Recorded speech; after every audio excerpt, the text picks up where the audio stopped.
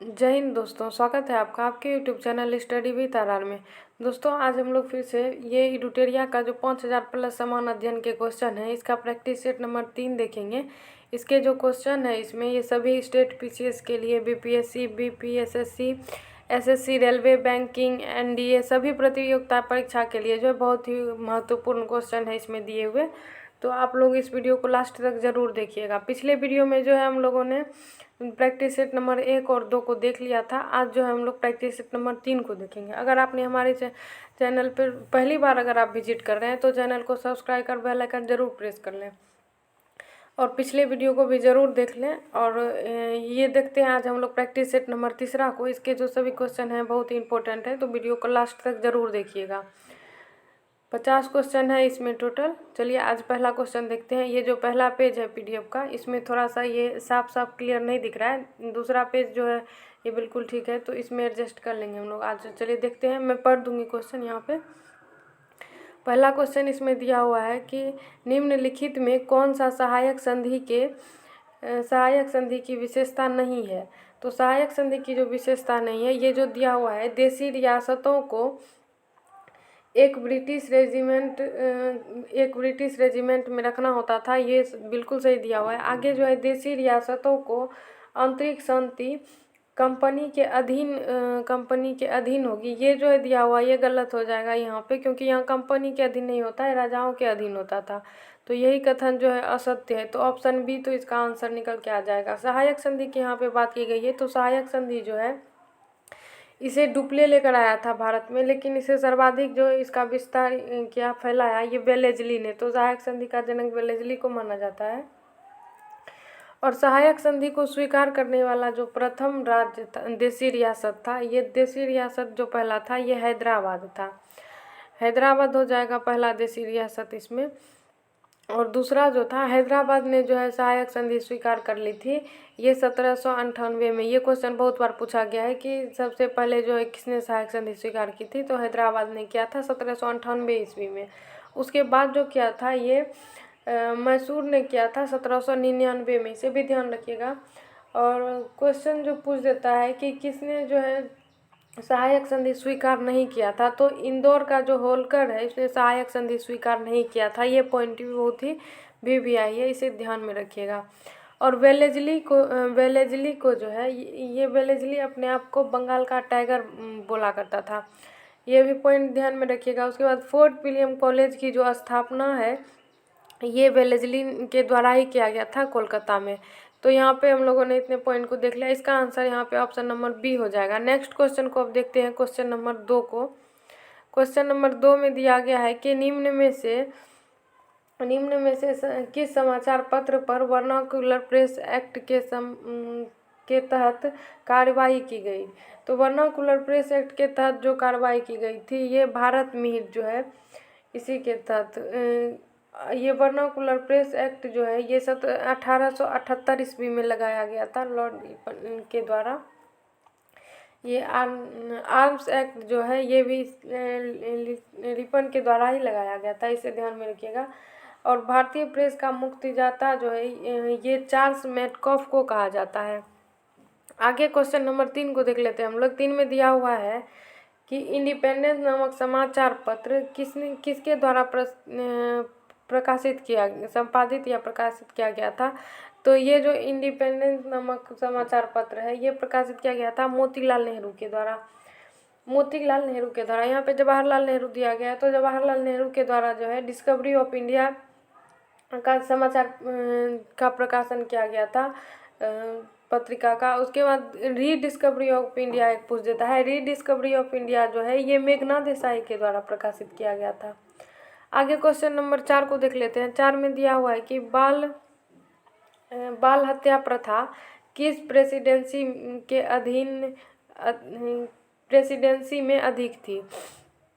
बाल हत्या प्रथा किस प्रेसिडेंसी में अधिक थी, तो ये जो अधिक थी ये बंगाल में सर्वाधिक थी। यहाँ पे बाल हत्या प्रथा दिया है, तो आगे और जो इसमें पॉइंट बनते हैं हम लोग देख लेते हैं। यहाँ पे ठगी प्रथा जो है, ठगी प्रथा का जो अंत है ये 1830 ईस्वी में, ठगी प्रथा का अंत 1830 ईस्वी में जो है ये किया गया था कर्नल ये स्लीमैन के द्वारा किया गया था। उसके बाद जो है दास प्रथा का अंत जो है 1843 ईस्वी में एलन ब्रो के द्वारा किया गया। उसके बाद नर बलि प्रथा का जो अंत है ये 1844 में किया गया था, इसे भी ध्यान में रखिएगा। ये लॉर्ड हार्डिंग प्रथम के द्वारा किया गया था। इसमें जो और सती प्रथा एक बच जाता है। सती प्रथा का जो अंत है ये विलियम बेंटी के द्वारा 1829 ईस्वी में राजा राम मोहन राय के और विलियम बेंटिंग के प्रयास से किया गया था। यहाँ पे जो महत्वपूर्ण पॉइंट हम लोगों ने देख लिए, इसका आंसर ऑप्शन सी आया। आगे हम लोग देखते हैं क्वेश्चन नंबर 5 को। 5 में दिया हुआ है कि रेशमी रुमाल संयंत्र किससे संबंधित था। रेशमी रुमाल संयंत्र जो संबंधित था ये मौलवी उबैदुल्लाह सिंधी, ये जो हो जाएगा इसका आंसर ऑप्शन बी हो जाएगा। मौलवी उबैदुल्लाह सिंधी के से संबंधित था। यहाँ पे साफ साफ नहीं दिख रहा है, मैं बोल दे रही हूँ इसका क्वेश्चन को, आंसर को। इसका 6 नंबर क्वेश्चन को देख लेते हैं हम लोग। असहयोग आंदोलन के लिए प्रस्ताव किस कांग्रेस अधिवेशन में पारित हुआ था। तो कांग्रेस अधिवेशन जो था ये नागपुर का कांग्रेस अधिवेशन जो है 1920 ईस्वी में पारित हुआ था। 1920 ईस्वी में पारित हुआ था ये, और इसकी अध्यक्षता जो है विजय राघवाचार्य के द्वारा किया गया था, इसे भी ध्यान में रखिएगा। आगे क्वेश्चन नंबर 7 देख लेते हैं। 7 में दिया हुआ है कि निम्नलिखित में कौन पारिस्थितिकी तंत्र के विषय में सही नहीं है। तो सही नहीं है जो पूछ रहा है, यह एक बंद तंत्र होता है। बंद तंत्र नहीं होता है, यही पॉइंट यहाँ पे गलत हो गया। इसका आंसर ऑप्शन नंबर ए निकल कर आएगा। बाकी जो दिया हुआ है इसकी अपनी उत्पादकता होती है, ये बिल्कुल सही है। यह एक प्राकृतिक संसाधन तंत्र है, ये भी बिल्कुल सही है। यह एक कार्यशील इकाई है, यह भी सही है। यहाँ पे दिया हुआ है पारिस्थितिकी तंत्र। पारिस्थितिकी तंत्र से क्वेश्चन पूछा गया है कि इसके पारिस्थितिकी तंत्र शब्द जो है ये किसने दिया है। तो ये जो शब्द दिया है ये एजी टॉन्सले के द्वारा दिया गया है, इसे ध्यान में रखिएगा 1935 ईस्वी में। और एक हो जाता है पारिस्थितिकी विज्ञान। पारिस्थितिकी विज्ञान शब्द जो है इसे जो दिए हैं हैकल के द्वारा दिया गया है, इसे भी ध्यान में रखिएगा। आगे देख लेते हैं क्वेश्चन नंबर 8 को। दिया हुआ है कि निम्नलिखित में कौन प्रसिद्ध जैविक हॉटस्पॉट है। तो प्रसिद्ध जैविक हॉटस्पॉट जो है ये हो जाएगा पश्चिमी घाट। ऑप्शन डी में दिया हुआ है पश्चिमी घाट।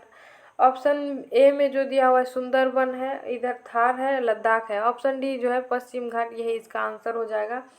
हॉटस्पॉट जो है ये 1988 में दिया गया, इसे भी ध्यान में रखिएगा, 1988 में दिया गया।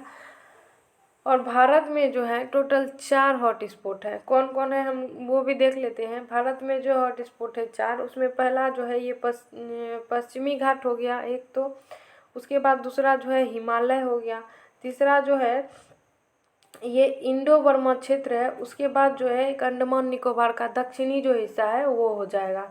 तो यही 4 हॉटस्पॉट है टोटल भारत में। बहुत ही वीवीआई पॉइंट है, इसे ध्यान में रखिएगा। आगे क्वेश्चन नंबर 9 को देख लेते हैं। 9 में दिया हुआ है कि गौतम किस चक्र में यहाँ पे है कि किस चक्र के संचालन में सौर विकिरण की महत्वपूर्ण भूमिका होती है। तो सौर विकिरण की जो महत्वपूर्ण भूमिका होती है ये जल चक्र में होती है। ऑप्शन बी इसका करेक्ट आंसर हो जाएगा।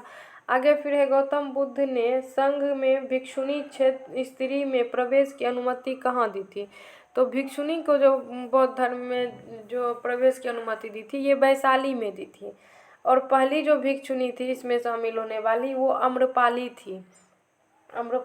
और प्रथम महिला जो इसमें बौद्ध धर्म को अपनाने वाली थी वो गौतम बुद्ध की जो माता गौतमी थी वही थी। यहाँ पे इसका आंसर वैशाली हो जाएगा। राजगिरी में जो है पहला बौद्ध संगीति हुआ था, यहाँ पे राजगीर दिख रहा है। आगे फिर हम लोग देख लेते हैं क्वेश्चन नंबर 11 को। 11 पे आ जाते हैं। 11 में जो दिया हुआ है कि भारत के किस क्षेत्र में सर्वाधिक दैनिक ताप अंतर पाया जाता है। तो सर्वाधिक दैनिक ताप अंतर जो पाया जाता है ये मरुस्थलीय क्षेत्रों में। ऑप्शन सी इसका करेक्ट आंसर हो जाएगा। आगे फिर है कि 3 जनवरी को उपसौर की घटना होती है। उपसौर की घटना जब होती है उस दिन क्या होता है, उस दिन जो है इस दिन पृथ्वी सूर्य की दूरी सबसे न्यूनतम हो जाती है। ऑप्शन सी इसका करेक्ट आंसर हो जाएगा। उपसौर की घटना 3 जनवरी को, और वहीं अपसौर की घटना अगर पूछ दे तो अपसौर की घटना जो है ये 4 जुलाई को होता है। इस दिन जो है यहाँ पे सूर्य और पृथ्वी के बीच न्यूनतम दूरी दिया हुआ है, और इस दिन जो है सूर्य और पृथ्वी की दूरी सबसे अधिक हो जाती है अपसौर के घटना के दिन। ये 4 जुलाई को होता है, ध्यान में रखिएगा। इसका आंसर ऑप्शन सी हो गया। नेक्स्ट क्वेश्चन देख लेते हैं, कौन सी भूकंप तरंगें सबसे अधिक विनाशकारी होती है? तो सबसे अधिक विनाशकारी भूकंप तरंग जो है ये एल तरंग है, ये सबसे अंत में आता है, और सबसे पहले जो पृथ्वी पर पहुंचता है वो पी तरंग है। ऑप्शन ए में जो दिख रहा है पी तरंग, इसका आंसर ऑप्शन सी हो गया। आगे 14 नंबर क्वेश्चन देखते हैं, दिया हुआ है कि निम्नलिखित में कौन सही सुमेलित है? सही सुमेलित है पूछ रहा है, तो इसमें जो है रेड क्लिफ दिया हुआ है। रेड क्लिफ भारत और चीन यहाँ पे दिख रहा है, तो भारत और चीन नहीं होता, यहाँ पे भारत और पाकिस्तान हो जाता, तो ये तो गलत ही हो गया। आगे फिर है डुरंड रेखा, भारत और पाकिस्तान दिया हुआ है, ये भी गलत है, यहाँ पे भारत पाकिस्तान नहीं होता, यहाँ पाकिस्तान और अफगानिस्तान होता। आगे फिर है मैगिनॉट रेखा। मैगिनॉट रेखा जो है फ्रांस और जर्मनी दिया हुआ है, जो कि बिल्कुल सही है। इसका आंसर जो हो जाएगा यही हो जाएगा, सुमेलित पूछ रहा था। आगे जो फिर नेक्स्ट दिख रहा है हिडनबर्ग रेखा, ये फ्रांस और बेल्जियम दे दिया है। फ्रांस और बेल्जियम यहाँ पे नहीं होता, यहाँ पे जो होना था जर्मनी और पोलैंड होता।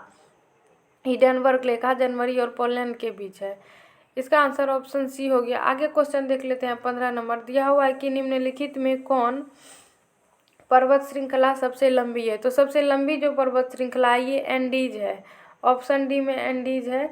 सबसे ऑप्शन बी में जो दिख रहा है रॉकी पर्वत, ये उत्तर अमेरिका में। उसके बाद जो है हिमालय यहाँ एशिया की सबसे ऊंची चोटी हो जाएगा, और यहाँ पे यूरोप का जो सबसे ऊंची चोटी हो जाएगा ये काकेशस हो जाएगा पर्वत। इसका आंसर ऑप्शन डी हो गया। आगे क्वेश्चन देख लेते हैं 16 नंबर, निम्न किस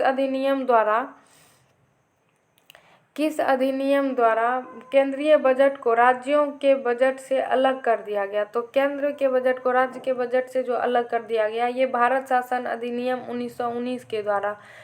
ऑप्शन बी में दिया हुआ, इसका आंसर यही हो जाएगा। अब राज्यों में जो द्वैध शासन पहली बार भारत शासन अधिनियम 1919 के द्वारा ही लगा था, और पहली बार जो महिलाओं को मत देने का अधिकार ये भी 1919 के द्वारा ही किया गया था। 1935 दिख रहा है यहाँ, भारत शासन अधिनियम 1935, इसके तहत जो है राज्यों में द्वैध शासन समाप्त कर केंद्र में द्वैध शासन लगा दिया गया था। इसको ध्यान में रखिएगा, इसका आंसर ऑप्शन बी हो जाएगा। अगला क्वेश्चन देखते हैं 17 नंबर, निम्नलिखित में से किस योजना के आधार पर संविधान सभा का गठन हुआ था? तो संविधान सभा का जो गठन हुआ था ये कैबिनेट मिशन योजना के तहत हुआ था। 1946 ईस्वी में ये आया था योजना, ध्यान में रखिएगा। इसमें टोटल 3 सदस्य थे। अगला क्वेश्चन हम लोग देख लेते हैं, क्वेश्चन नंबर 18, अंतरिम सरकार के गठन की घोषणा कब की गई? अंतरिम सरकार के गठन की जो घोषणा की गई थी ये 24 अगस्त 1946 को। ऑप्शन बी इसका करेक्ट आंसर हो जाएगा। अगला 19 नंबर क्वेश्चन दिया हुआ है कि निम्न में से कौन सा कथन सही है?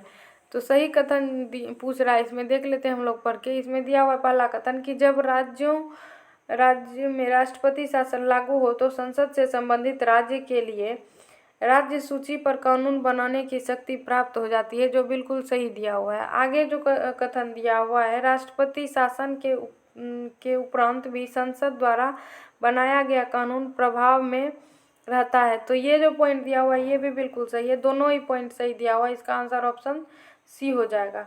राष्ट्रपति शासन की यहाँ पे बात की गई, तो राष्ट्रपति शासन जो लगाया जाता है ये अनुच्छेद जो है आर्टिकल 356 के तहत लगाया जाता है। आगे क्वेश्चन नंबर 20 को देख लेते हैं हम लोग। इस 20 में दिया हुआ है, अनुच्छेद 54 का संबंध निम्न में से किससे है? अनुच्छेद 54 का संबंध निम्न में से किससे है? ये जो संबंधित है अनुच्छेद 54, ये राष्ट्रपति शासन से के निर्वाचन से संबंधित है। सॉरी, राष्ट्रपति के निर्वाचन से संबंधित है। इसका आंसर ऑप्शन ये हो जाएगा। राष्ट्रपति से और भी कुछ अनुच्छेद हम लोग देख लेते हैं। राष्ट्रपति का पद जो है ये 52 में आ जाता है। उसके बाद कार्यकाल जो है राष्ट्रपति का ये 56 में आ जाएगा, और योग्यता जो राष्ट्रपति का है ये 58 में आ जाता है, इसे ध्यान में रखिएगा। आगे 21 नंबर क्वेश्चन देख लेते हैं। 21 में दिया हुआ है कि निम्नलिखित में कौन सा कथन गलत है? इसमें जो कथन दिया हुआ है गलत, वो ये हो जाएगा कि राज्य लोक सेवा आयोग के अध्यक्ष या सदस्य का वेतन भत्ता राज्य संचित निधि से दिया जाता है, जबकि पेंशन भारत के संचित निधि से दिया जाता है। ये जो दिया हुआ है ये गलत दिया हुआ है। यहाँ पे जो भारत दे दिया है ना, यही होता है गलत, क्योंकि राज्य संचित निधि से ही वेतन भत्ता दिया जाता है और पेंशन भी राज्य के संचित निधि से ही दिया जाता है, ना कि केंद्र से। तो ये पॉइंट यहाँ पे गलत दिखाई दे रहा है। इसका आंसर ऑप्शन सी हो जाएगा। आगे क्वेश्चन देख लेते हैं हम लोग फिर 22 को देख लेते हैं। 22 में दिया हुआ है कि वित्त आयोग के संबंध में निम्नलिखित कथनों पर विचार कीजिए। पहला जो कथन इसमें दिया हुआ है कि वित्त आयोग के में एक अध्यक्ष पद व 2 सदस्य होते हैं, ये जो गलत दिया हुआ है, यहाँ पे 2 नहीं होता है, यहाँ पे 4 सदस्य होते हैं। इसका कार्यकाल जो है राष्ट्रपति के आदेश के तहत तय होता है, ये भी गलत दिया है। राष्ट्रपति के आदेश के तहत तय नहीं होता, बल्कि इसका कार्यकाल 5 वर्षों का होता है।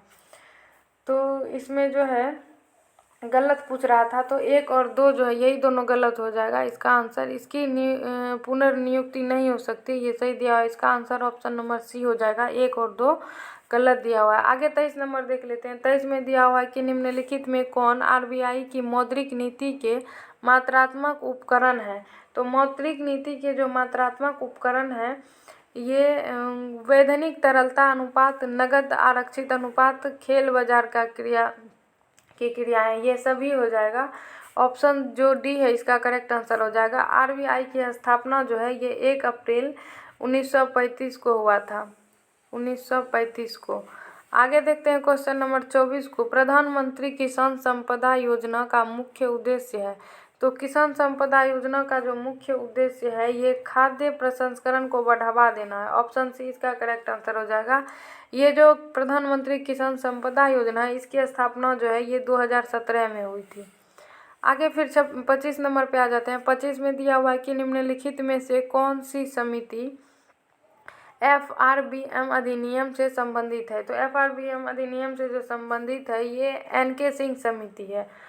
ऑप्शन नंबर जो है डी इसका करेक्ट आंसर हो जाएगा। विजय केलकर समिति जो है ये जो है GST की स्थापना जो इनके सिफारिश पे हुई थी, विजय केलकर समिति से। आगे 26 नंबर क्वेश्चन देखते हैं। निम्नलिखित में कौन सा संस्थान न्यूनतम समर्थन मूल्य MSP के बारे में भारत सरकार को सिफारिश करता है।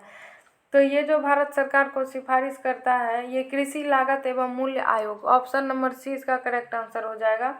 नीति आयोग यहाँ पे दिया हुआ है, इसकी स्थापना जो है 1 जनवरी 2015 को हुई थी, इसे ध्यान में रखिएगा। यहाँ नाबार्ड दिया हुआ है, इसकी स्थापना जो है 12 जुलाई 1982 को हुई थी, इसे भी ध्यान में रखिएगा, मुंबई में। आगे अब देखते हैं क्वेश्चन नंबर 27 को। सीता अध्यक्ष का संबंध था। सीता अध्यक्ष का जो संबंध था ये भूमि कर विभाग से था। और सीता जो मौर्य काल में जो है सरकारी भूमि को सीता कहा जाता था, इसे भी ध्यान में रखिएगा। आगे फिर हम लोग देखते हैं क्वेश्चन नंबर 27 को। 27 देख लिया हम लोगों ने। 28 नंबर पे आ जाते हैं। क्वेश्चन नंबर 28 में दिया हुआ है कि कश्मीर के क्षेत्रीय इतिहास का सजीव वर्णन मिलता है। तो कश्मीर के इतिहास का जो वर्णन मिलता है ये राजतरंगिणी में मिलता है। राजतरंगिणी जो है कल्हण के द्वारा लिखा गया है, ध्यान में रखिएगा। तुगलकनामा जो है ये इब्न बतूता के द्वारा लिखा गया है। ये किताब उल रहला जो है ये इब्न बतूता के द्वारा लिखा गया है। उसके बाद जो यहाँ पे किताब उल हिंद दिया हुआ है, किताब उल हिंद अल-बरूनी के द्वारा लिखा गया है, इसे भी ध्यान में रखिएगा। आगे क्वेश्चन नंबर 29 देखते हैं। सिजदा व पापोस प्रथा की शुरुआत निम्न में किसके द्वारा की गई थी। ये जो प्रथा की शुरुआत की गई थी ये बलबन के द्वारा की गई थी। बलबन से क्वेश्चन पूछा जाता है बहुत बार कि रक्त और लौह की नीति जो है किसने अपनाई थी, तो बलबन के द्वारा अपनाया गया था। उसके बाद चालीसा दल का जो अंत को समाप्त किया था वो बलबन ने ही किया था।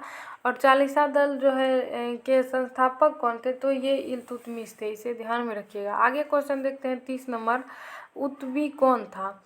उतबी जो है ये एक इतिहासकार थे, तो इसका आंसर ऑप्शन नंबर ए हो जाएगा। आगे फिर शेरशाह के बारे में कौन सा कथन असत्य है। शेरशाह के बारे में जो इसमें कथन दिया हुआ है देख लेते हैं। शेरशाह ने बिलग्राम युद्ध विजय के बाद द्वितीय अफगान राज्य की स्थापना दिल्ली पर की। ये जो दिया हुआ है बिल्कुल सही दिया हुआ है। शेरशाह ने उपज का 1/3 भाग कर के रूप में निर्धारित किया था, ये भी सही दिया हुआ है। शेरशाह का मकबरा दिल्ली में है, ये पॉइंट यहाँ पे गलत दिया हुआ है। शेरशाह का मकबरा दिल्ली में नहीं है, सासाराम है। तो इसका आंसर ऑप्शन सी निकल जाएगा। असत्य पूछ रहा था तो यही हो जाएगा। आगे जो फिर पॉइंट दिया हुआ है, शेरशाह के द्वारा भूमि की पैमाइश हेतु सन की डंडी सिकंदरी गज का उपयोग किया गया था, ये भी सही दिया हुआ है। तो इसका आंसर असत्य जो है सी हो जाएगा। आगे फिर है, किस प्रसिद्ध शासक के द्वारा आमुक्त माल्या लिखी गई थी? तो आमुक्त मालिका के जो लेखक है ये कृष्णदेव राय, ऑप्शन नंबर सी हो जाएगा इसका आंसर। आगे देख लेते हैं फिर, दिल्ली सल्तनत के सभी सुल्तानों में सर्वाधिक समय तक शासन निम्नलिखित में से किसने किया था? तो सर्वाधिक समय तक जो सुल्तान का बात किया गया है तो ये बहलोल लोदी ने किया था। अगर किस वंश का किया गया था शासक तो सबसे लंबा, तो वो जो हो जाएगा ये तुगलक वंश का हो जाएगा, ध्यान में रखिएगा इस बात को।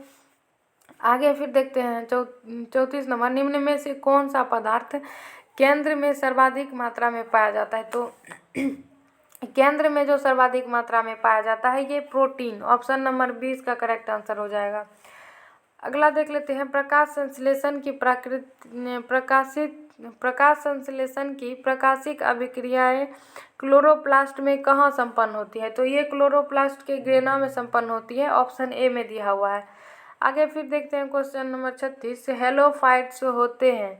हेलोफाइट्स ये पौधे होते हैं, ये वे पौधे हैं जो लवणों वाली मिट्टी में उगते हैं, ऑप्शन नंबर डी में दिख रहा है, यही इसका आंसर हो जाएगा। आगे फिर निम्न में कौन सा टेस्ट एड्स के लिए किया जाता है? तो एड्स के लिए जो किया जाता है ना, इसका जो हो जाएगा इसमें ये PCR टेस्ट जो है ये भी एड्स से ही संबंधित है। उसके बाद जो है ये CD4 ये भी एड्स से संबंधित है, और एलिसा तो सबको पता ही होगा, ये भी एड्स से संबंधित है। यहाँ पे रिपा जो दिया हुआ ये नहीं होता सिर्फ, तो 1, 3 और 4 इसका आंसर ऑप्शन डी हो जाएगा।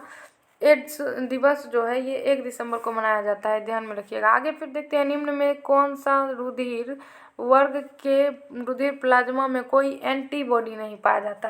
तो एंटीबॉडी जो नहीं पाया जाता है ये AB जो रक्त समूह इसी में नहीं पाया जाता है कोई एंटीबॉडी, और ये जो है सर्वग्राही हो जाता है। ये AB जो रक्त समूह है सर्वग्राही, और O जो ये हो जाता है ये सर्वदाता हो जाता है वो। और एंटीजन नहीं पाया जाता है कोई भी, तो वो O में नहीं पाया जाता है एंटीजन। एंटीबॉडी अगर पूछ रहा है इसमें तो ये हो जाएगा ऑप्शन नंबर सी, AB में। आगे 39 नंबर क्वेश्चन पे आ जाते हैं। 39 में दिया हुआ है कि ट्रिपल वैक्सीन DPT में कौन सा एक नहीं होता है? तो DPT में जो एक नहीं होता है ये होता है, इसमें जो है D से डिप्थीरिया हो जाएगा, P से पर्टूसिस और T से टिटनेस हो जाएगा। इसमें पीलिया नहीं होगा, ऑप्शन बी इसका करेक्ट आंसर हो जाएगा। अगला देखते हैं 40 नंबर, फिर अल्फा कण का द्रव्यमान हीलियम में एक अणु के बराबर होता है, इसके आवेश किसके बराबर होते हैं? तो इसके जो आवेश हैं ये 2 प्रोटॉन के बराबर होते हैं, ऑप्शन सी इसका करेक्ट आंसर हो जाएगा। अगला फिर देखते हैं, न्यूटन के किस गति की नियम से बल का व्यंजक प्राप्त होता है? तो ये जो न्यूटन का गति का द्वितीय नियम है इसी से बल का व्यंजक प्राप्त होता है, इसे ध्यान में रखिएगा। गति का पहला नियम जो है इसे जड़त्व या गैलीलियो का नियम भी कहा जाता है। तीसरा नियम जो यहाँ पे दिया हुआ है तृतीय गति का नियम, इसे क्रिया प्रतिक्रिया का नियम भी कहते हैं, इसे भी ध्यान में रखिएगा। आगे जो 42 नंबर देखते हैं, सिलिकॉन, जर्मेनियम, कार्बन आदि पदार्थों की प्रतिरोधकता ताप बढ़ाने पर क्या होता है? तो इसकी प्रतिरोधकता जो है ताप बढ़ाने पर घट जाती है, ऑप्शन बी इसका करेक्ट आंसर हो जाएगा। आगे देखते हैं फिर क्वेश्चन नंबर 43 को। 43 में दिया हुआ है कि हाइड्रोजन को जलाने से क्या बनेगा? हाइड्रोजन को जलाने से जो बनेगा पानी बनेगा, ऑप्शन ए इसका करेक्ट आंसर हो जाएगा। आगे फिर है ग्रेफीन होता है, ग्रेफीन जो होता है ये कार्बन का नैनो प्रतिरूप जो है यही हो जाता है ग्रेफीन, ऑप्शन बी इसका करेक्ट आंसर हो जाएगा। आगे फिर है विश्व रक्तदान दिवस कब मनाया जाता है? रक्तदान दिवस जो है 14 जून को मनाया जाता है, ऑप्शन डी। अगला फिर है निम्नलिखित को सुमेलित करें, तो इसमें जो दिया हुआ है प्लाज्मा अनुसंधान संस्थान, ये प्लाज्मा अनुसंधान संस्थान जो है गांधीनगर, ये बिल्कुल सही दिया हुआ है। आगे है राष्ट्रीय समुद्री विज्ञान संस्थान। राष्ट्रीय समुद्री विज्ञान संस्थान जो है ये पणजी में हो जाएगा। आगे केंद्रीय खाद्य प्रौद्योगिकी अनुसंधान संस्थान, ये संस्थान जो है दिल्ली में है। भारतीय मौसम विज्ञान संस्थान, ये मैसूर हो जाएगा। तो इसका आंसर जो यहाँ पे हो जाएगा 1 4 2 3, ऑप्शन नंबर डी में दिख रहा है, और 1 4 2 3 यही इसका आंसर हो जाएगा। 48 नंबर देख लेते हैं। 48 में दिया हुआ है पंचतंत्र का संबंध किस धर्म से है। तो पंचतंत्र का जो संबंध है ये वैष्णव धर्म से है। आगे फिर देखते हैं क्वेश्चन नंबर 49 को। 49 में दिया हुआ है कि एकमात्र भारतीय जिसे रसायन के क्षेत्र में नोबेल पुरस्कार प्रदान किया गया, वे कौन थे। तो रसायन के क्षेत्र में जिसे नोबेल पुरस्कार प्रदान किया गया वो है वेंकट रमन रामकृष्णन, ऑप्शन ए में जो दिख रहा है। इनको जो है 2009 में मिला था ये नोबेल प्राइज़। और यहाँ पे ध्यान रखेंगे कि सबसे पहले जो है नोबेल प्राइज़ मिला था ये भारत 1913 ईस्वी में ये मिला था, साहित्य के क्षेत्र में जो है। आगे फिर हम लोग देखते हैं 50 नंबर क्वेश्चन को। भारत रत्न से जो है 1-2 क्वेश्चन और हम लोग देख लेते हैं। 1913 में जो है सबसे पहले ये मिला, इसका आंसर तो ऑप्शन ए हो गया। 1913 में जो मिला था ये भारत रत्न मिला था रविन्द्रनाथ टैगोर को साहित्य के क्षेत्र में। फिर 1930 में एक मिला था, ये सीवी रमन को मिला था रमन प्रभाव के लिए। यहाँ पे जो सुब्रमण्यम चंद्रशेखर दिख रहा है, ये चंद्रशेखर सीमा की खोज के लिए जो है ये 1983 ईस्वी में मिला था इन्हें नोबेल प्राइज़। चिकित्सा के क्षेत्र में जो है ये हरविंद खुराना को मिला था। इसका आंसर ऑप्शन ए हो जाएगा। आज का अंतिम क्वेश्चन देखते हैं 50 नंबर। इसमें दिया हुआ है कि भारतीय नौसेना की पहली महिला पायलट लेफ्टिनेंट शिवांगी स्वरूप बनी, जो किस राज्य से की रहने वाली है। तो ये जो रहने वाली है बिहार की है, ऑप्शन ए इसका करेक्ट आंसर हो जाएगा। आज हम लोगों ने 50 क्वेश्चन को देख लिया। यहाँ स्मरणीय तथ्य जो लास्ट में रहता है इसे भी हम लोग देख लेते हैं। इसमें ऋग्वेद से संबंधित दिया हुआ है कि यह सबसे प्राचीन वेद है। इस वेद में ऋतुओं को पढ़ने वाले को होत्री कहा जाता है। इस वेद की तीसरे मंडल में गायत्री मंत्र का उल्लेख है। इस वेद के 9वें मंडल में सोम देवता का उल्लेख है।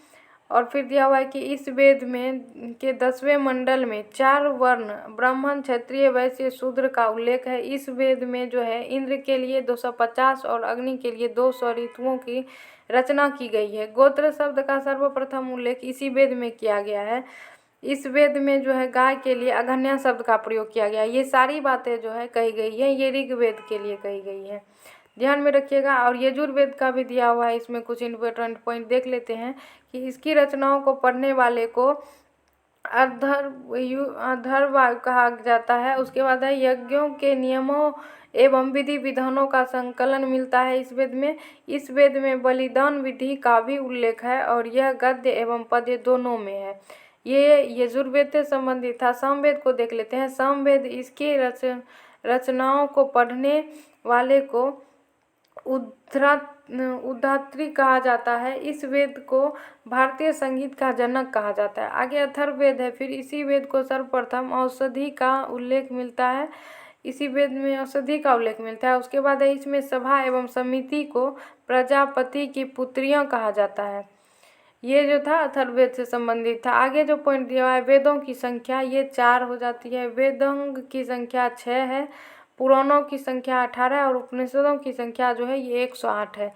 इसमें जो है लास्ट में कुछ स्मरणीय तथ्य करके इतने पॉइंट दिए हुए थे जो कि बहुत ही वीवीआई हैं सारे पॉइंट, इसे ध्यान में रखिएगा। अब हम लोग मिलेंगे नेक्स्ट वीडियो में। वीडियो को शेयर, लाइक और शेयर ज़रूर करें। मिलते हैं नेक्स्ट वीडियो में। धन्यवाद।